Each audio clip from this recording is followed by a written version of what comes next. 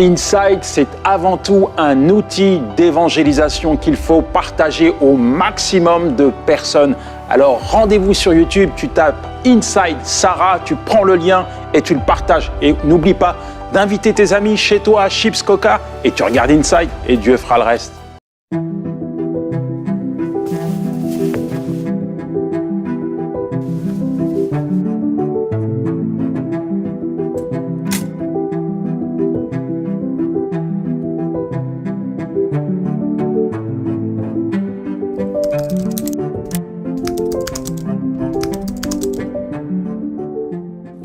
Hello les amis, je suis heureux d'être avec vous. Aujourd'hui, on va parler de miracles.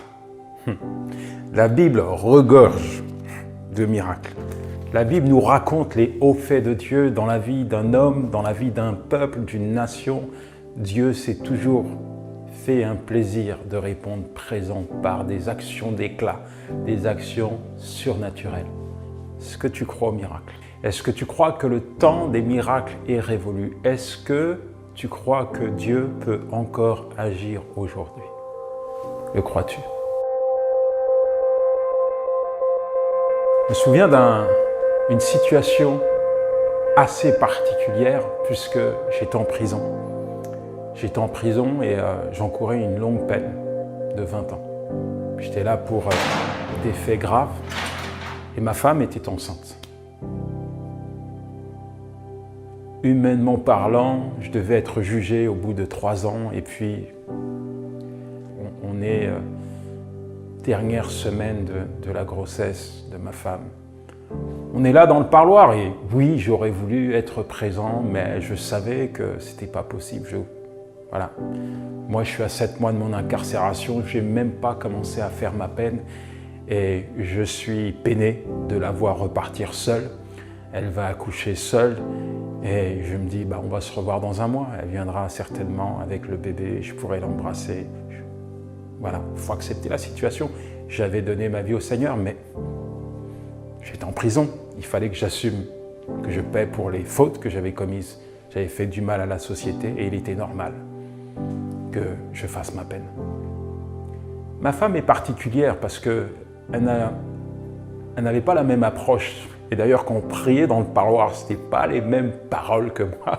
Moi, je priais juste « Seigneur, donne-moi mon pain quotidien ». Voilà, j'étais dans cette optique, mais loin de moi d'avoir une foi qui dépasse les montagnes, qui déplace les montagnes. Ce n'était pas du tout ce type de foi qui m'animait. Par contre, elle, Seigneur, fais un miracle. Je suis en prison, j'encours une peine de 20 ans, mais tu es en train de demander à Dieu de faire un miracle. Elle disait toujours, Seigneur, tu es capable de libérer mon mari. Seigneur, tu es capable de toucher le cœur de la juge. Chérie, mais la juge, elle est très rigide, elle est très dure. En fait, tu devrais prier pour moi pour que je puisse faire ma peine. Prie pour les enfants, prie pour que notre situation ne soit pas trop pénible pour eux. Mais c'est pas la peine de demander des choses impossibles, parce que je veux bien croire que Dieu existe, mais il y a des choses qu'il n'est pas susceptible de faire. En tout cas, s'il est fait, ça serait vraiment un miracle. Mais toujours, elle était là. Dieu va faire un miracle. T'inquiète pas, Dieu va te libérer de prison. T'inquiète pas, Dieu entend les prières. T'inquiète pas, Dieu n'est pas insensible à ta situation. Ne t'inquiète pas, Dieu contrôle toutes choses. Dieu s'occupe de toi. Ne t'inquiète pas. Ok, je ne veux pas m'inquiéter. Et donc, on termine notre prière, on se quitte et elle revient plus tard. Voilà ce que je me dis. Elle revient plus tard, dans 1 mois avec le bébé. Et quand je rentre en cellule, j'ai le surveillant qui m'informe que le directeur veut me voir. Alors, le directeur, il ne faut pas le voir. Vous pouvez rester en prison, mais n'allez pas dans son bureau parce que il peut se passer des choses difficiles. En fait, quand vous allez dans son bureau, c'est qu'il y a peut-être une mauvaise nouvelle, c'est peut-être que vous allez être transféré dans une autre prison, peut-être que vous allez aller au mitard, dans la prison. Bref, il ne faut pas le voir, monsieur le directeur. Et j'arrive à son bureau et il est en colère. Il me dit, des gens comme vous, on les garde au chaud ici. Vous êtes un criminel, quelqu'un de dangereux pour la société. Vous avez commis des faits graves et je préfère vous voir ici que dehors. Et je lui dis, mais monsieur, voilà, je ne suis pas un assassin quand même. Vous me dites des choses qui sont dures et puis je ne sais même pas pourquoi vous êtes en train de me parler comme ça. J'ai rien fait de mal. Je me tiens bien dans cette prison. J'ai fait de mal à personne. Il me dit, non, non, non, non, je sais que vous n'avez pas fait de mal. Je sais que vous vous tenez bien. D'ailleurs, vous travaillez et je vous en félicite. Non, c'est parce qu'il vient de se passer quelque chose. Moi, je dois vous dire que ça fait 20 ans que je travaille ici. Je n'ai jamais vu ça. Je n'ai jamais vu une telle situation. Je lui dis, monsieur, mais qu'est-ce qui se passe? Et là, il me dit, voilà, je viens de recevoir ce fax de la juge d'instruction. Subitement, elle a décidé de vous libérer provisoirement. Faites votre pactage et rentrez chez vous. Quand j'entends ça, je lui dis, monsieur le directeur, vous me faites une blague. Moi, je ne comprends pas ce que vous dites. Et si c'est une blague, elle est de mauvais goût, monsieur le directeur. Je m'appelle Yanis Gauthier, je suis là pour 3 vols à main armée, j'encours une peine de 20 ans. Je dois attendre 3 ans avant d'être jugé, j'ai même pas encore fait ma peine. Ça fait que 7 mois que je suis là, c'est ce qu'on fait pour un vol de voiture. Il y a une erreur, monsieur le directeur. Et là, il me regarde, il me dit, qu'est-ce qu'il y a? Vous avez un problème? Vous voulez rester avec nous? Je lui dis, non, merci. Non, je vais rentrer à la maison. On arrive, j'arrive à la maison. La scène est encore présente dans ma vie parce que c'est un vrai miracle.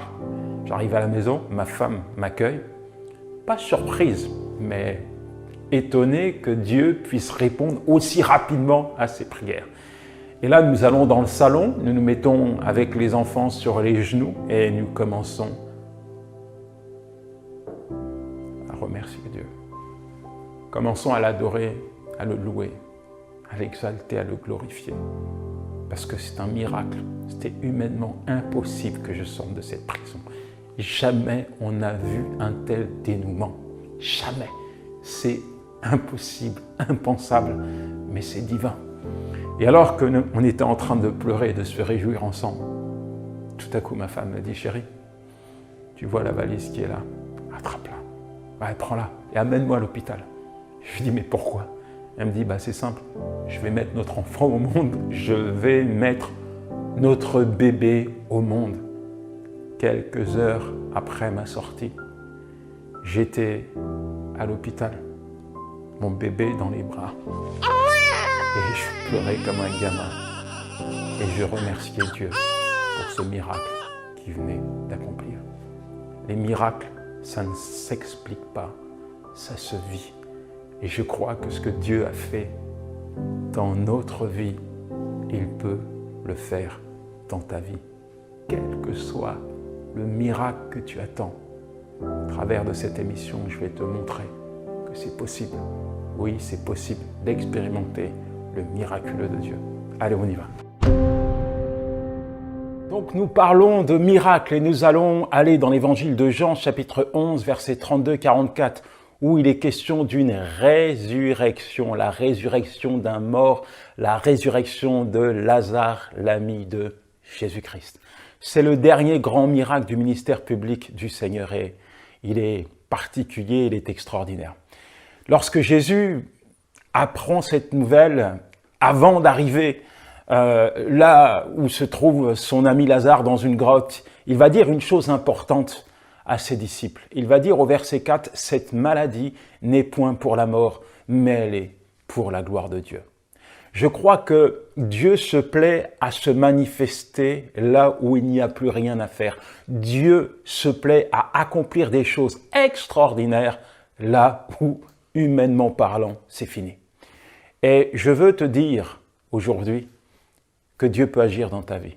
Je veux te dire que Dieu est concerné par ta situation. Je veux te dire que Dieu ne fait pas de favoritisme. Je veux te dire que les miracles qu'il a accomplis dans la vie de millions de personnes, il peut et il veut les accomplir dans ta vie. Dieu est fidèle, Dieu ne change pas, il connaît bien ta vie, il n'y a rien qui lui échappe et tu peux t'attendre à vivre ton miracle maintenant.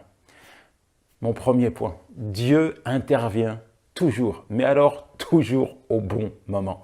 Dans le verset 32, il est dit « Lorsque Marie fut arrivée là où était Jésus et qu'elle le vit, elle tomba à ses pieds et lui dit « Seigneur, si seulement tu avais été ici, mon frère ne serait pas mort. » Dans le royaume de Dieu, il n'y a pas de montre.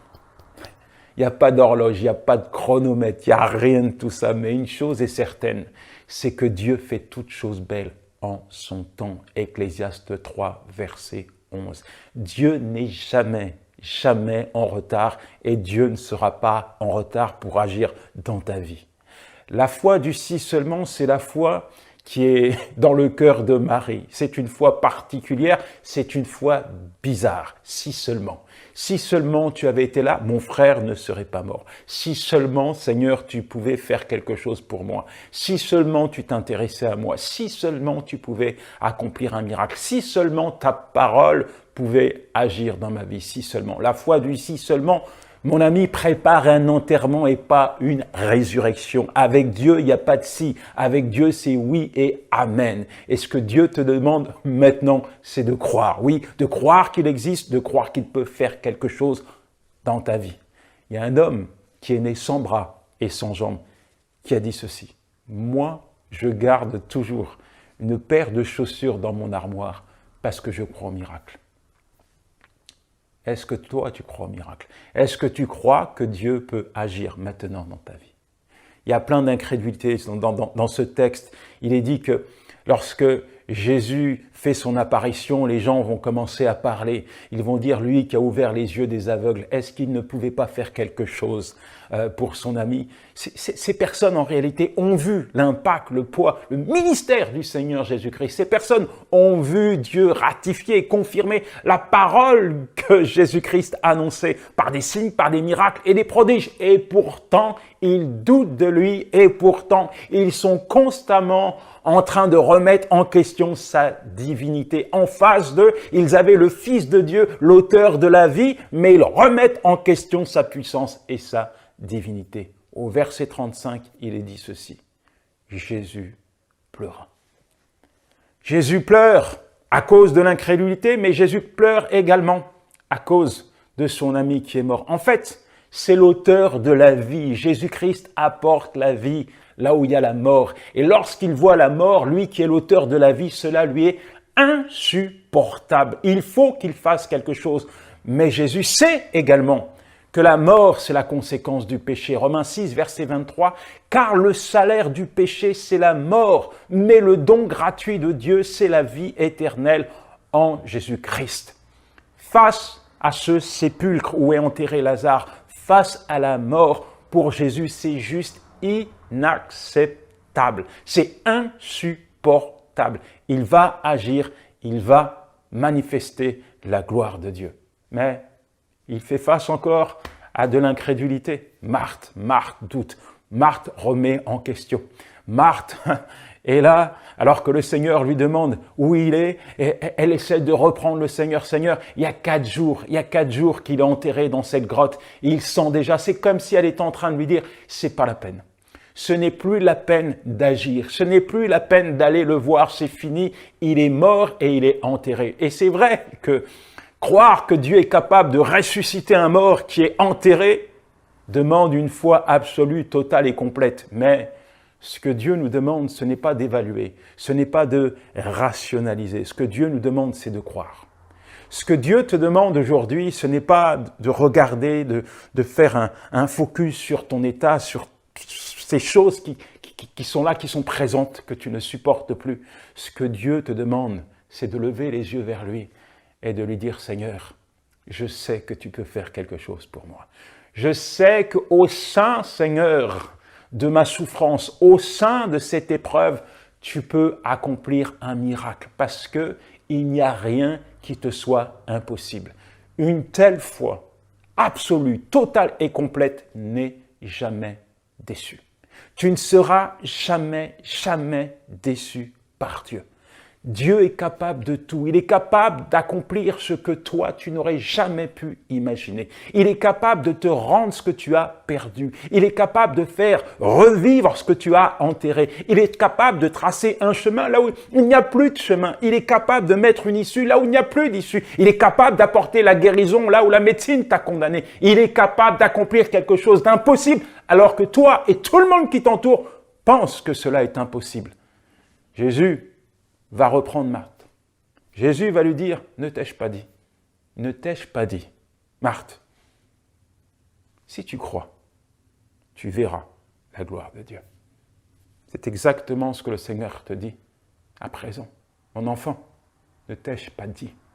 Toi qui lis ma parole, toi qui m'invoques, toi qui me sers, toi qui as goûté à mon amour et à ma fidélité, à ma bonté, toi qui m'as vu tellement, tellement de fois agir, répondre présent dans ta vie, pourquoi tu doutes? Ne t'ai-je pas dit plusieurs fois? Si tu crois, tu verras ma gloire.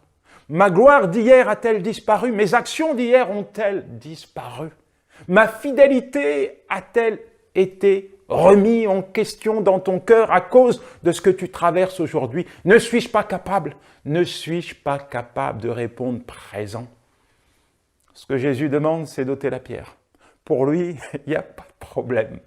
Pour lui, la mort n'est pas un problème. Il dit ôtez la pierre. Laissez-moi aller vers Lazare. Enlève la pierre. Enlève la pierre que tu as placée sur ton cœur. Cette pierre qui représente ton incrédulité, tes doutes. Cette pierre qui représente tout ce qui te frappe aujourd'hui. Enlève cette pierre qui t'empêche d'ouvrir les yeux vers Dieu et d'être au bénéfice de sa gloire. Enlève la pierre. Et alors que ils ôtent la pierre, Jésus-Christ va parler. Jésus-Christ va ordonner. Jésus-Christ va prier. Il va dire, Père, je sais que tu m'exauces toujours, mais je parle à cause d'eux. Afin qu'ils croient que c'est toi qui m'as envoyé. Et en fait, Jésus-Christ sait déjà par avance ce que Dieu va accomplir. Et c'est exactement ce que Dieu te demande. Quand tu lis la parole de Dieu, tu dois réaliser ce que Dieu est capable de faire. Hier, aujourd'hui et demain. La parole de Dieu ne saurait être remise en question par les aléas, les vicissitudes de la vie. La parole de Dieu, elle est vraie. La parole de Dieu, la puissance de Dieu, elle agit encore aujourd'hui. Il n'est pas trop tard pour toi. Ta situation n'est pas morte. Même si tout le monde autour de toi t'a dit c'est fini, Dieu te dit ce n'est pas fini. Je peux encore agir dans ta vie. Dieu n'est pas limité par le temps, peu importe. S'il y a 4 jours que Lazare est mort et enterré, Dieu va faire un miracle.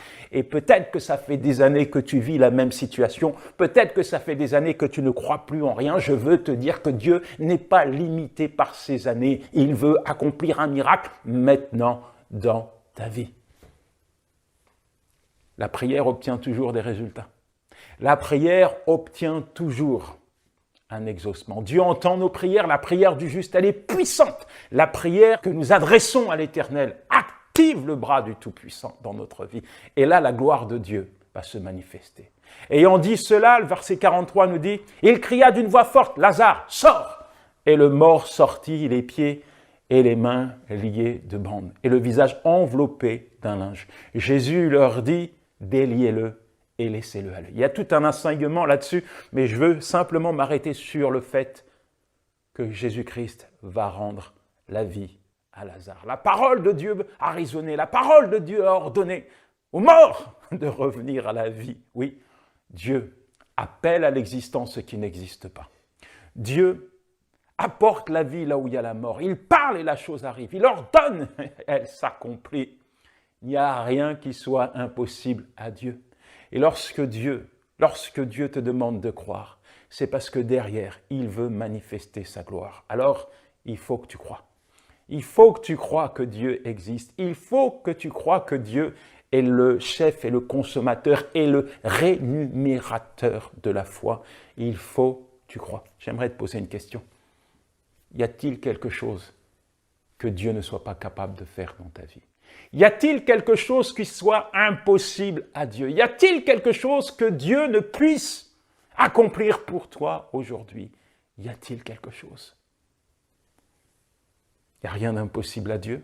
Le mot impossible, d'ailleurs, n'existe pas dans le royaume de Dieu. Le mot impossible, tu dois le bannir de ton vocabulaire et de ta pensée. Tu dois l'extirper de ton cœur, peu importe la situation à laquelle tu es confronté. Je veux te dire que dans le royaume de Dieu, c'est le royaume du tout est possible.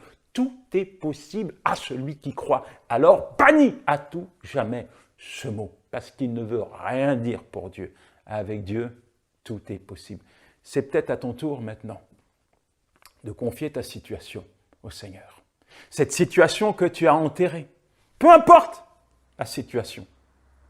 Tu dois croire, même si plus personne ne croit, qu'il y a une issue, une solution pour toi. Il n'y a pas de situation irréversible avec Dieu. Et le Seigneur te dit, il y a de l'espérance. Il y a de l'espérance pour ton avenir. Jérémie 31, verset 17. Il y a de l'espérance pour ton avenir. Il y a de l'espérance pour demain. Il y a de l'espérance pour toi aujourd'hui. Aujourd'hui, tu dois ouvrir tes yeux vers Dieu. Aujourd'hui, tu dois commencer à te réjouir. Aujourd'hui, tu dois commencer à élever la voix vers Dieu et lui dire « Seigneur, viens accomplir un miracle. Seigneur, j'ai besoin de toi. Seigneur, je sais que ce que tu as fait dans la vie de Lazare, tu peux l'accomplir dans ma vie parce que tu es le même. Tu ne changes pas, Seigneur. Viens à mon secours. » J'aimerais te dire que ta foi sera récompensée. Ta foi est appelée, amenée à expérimenter le surnaturel. Ta foi te permettra de voir la gloire de Dieu, pas la gloire d'un homme. L'homme peut accomplir des choses qui sont humaines, qui sont naturelles. Mais quand tu vois la gloire de Dieu, c'est parce que tu as expérimenté la puissance de Dieu dans ta vie. Ta foi doit être tournée vers Dieu. Ta foi ne sera pas trompée. Ta foi ne sera pas déçue. Ta foi ne sera pas mise de côté. Ta foi ne sera pas ignorée. Non, ta foi sera récompensée. Si tu crois, tu verras la gloire de Dieu. Le crois-tu? Le crois-tu? Alors nous allons prier. Nous allons invoquer le Seigneur. Nous allons lui demander de venir maintenant agir dans ta vie. Oui, moi je crois. Je crois que Dieu peut faire un miracle pour toi. Je crois que Dieu va répondre présent. Alors que nous allons le prier, je crois que la main du Tout-Puissant va se poser sur ta vie. Je crois que quel que soit le miracle que tu attends, il est capable de l'accomplir. Dieu n'est pas limité par le temps. C'est maintenant, c'est aujourd'hui que tu dois vivre ton miracle. Saisis-le par la foi. Et c'est ce que nous avons vécu, mon épouse et moi, le miraculeux de Dieu. Depuis, nous ne cessons de prier pour des miracles. À chaque fois que nous sommes confrontés à des situations irréversibles, nos yeux se tournent vers Dieu parce que nous savons qu'il est l'auteur des miracles, qu'il est le Dieu des miracles. Et je veux que tu puisses ouvrir tes yeux vers Dieu. Je veux t'encourager maintenant à te tourner vers Dieu. Je veux que tu puisses ouvrir ton cœur à la voix de Dieu afin d'entendre sa parole. Le temps des miracles n'est pas révolu. Le temps des miracles n'est pas fini. Dieu n'est pas à la retraite. Dieu n'est pas au chômage. Dieu n'est pas confiné à cause du Covid-19. Dieu est le même hier, aujourd'hui et éternellement. Et Dieu est vivant. Il va agir dans ta vie. Prions, oui, prions ensemble. Seigneur, merci. Merci parce que tu es bon. Merci parce que tu es grand. Merci parce que ta parole, tu la confirmes toujours. D'une manière ou d'une autre, ta parole, elle accomplit toujours ce que pourquoi tu l'as envoyé. Seigneur, je crois que ceux qui nous regardent, ceux qui t'écoutent, ceux qui ont tourné leur cœur vers toi s'attendent à toi. Et celui qui s'attend à toi n'est jamais déçu parce que tu réponds toujours présent. Là où il y a besoin d'un miracle, que ce soit un miracle physique, que ce soit un miracle financier, que ce soit un miracle familial, que ce soit un miracle dans le domaine professionnel, peu importe les réalités auxquelles nous sommes confrontés, Seigneur, je te demande de faire un miracle. Je te demande, Père, de poser ta main et d'accomplir une chose extraordinaire. D'accomplir, Seigneur, une chose que toi seul, tu peux produire dans la vie. Merci mon Dieu, merci mon Roi, parce que tu ouvres tes bonnes écluses, tu déverses ta puissance et ta provision dans nos vies. Merci. Parce que tu donnes une parole à celui qui est dans l'incrédulité, une parole à celui qui ne croit plus, une parole à celui qui est désespéré. Oui, tu lui donnes une parole afin de l'encourager. Tu lui donnes une parole afin de le fortifier. Tu lui donnes une parole afin d'affermir sa foi. Tu lui donnes une parole afin qu'il puisse se connecter à toi et croire. Et ne plus vivre dans le doute. Ne plus remettre en question. Ne plus employer des mots qui ne t'honorent pas. Oui, tu lui donnes une parole pour ouvrir son intelligence. Tu lui donnes une parole, Seigneur, afin que cette parole puisse remplir et animer sa foi. Merci. Merci pour la parole que tu libères dans les cœurs. Merci, merci, merci, merci mon Dieu pour ta grandeur. Merci parce que tu fais de nous tes héritiers. Merci parce que tu nous as mis dans une position où nous sommes au bénéfice de toutes tes richesses. Oui, nous sommes au bénéfice de tes interventions et nous savons que nous avons un libre accès dans ta présence au travers de nos prières. Et c'est au travers de nos prières que nous venons à toi. C'est au travers de nos prières que nous pouvons te faire connaître nos besoins. C'est au travers de nos prières que nous pouvons t'invoquer, te supplier d'intervenir. Seigneur, tu nous demandes de prier. Tu nous lances cette invitation. Tu nous dis cherchez, frappez, demandez. Je vais vous ouvrir, je vais vous répondre. Alors je crois, Seigneur, que l'audace de la prière, elle te plaît.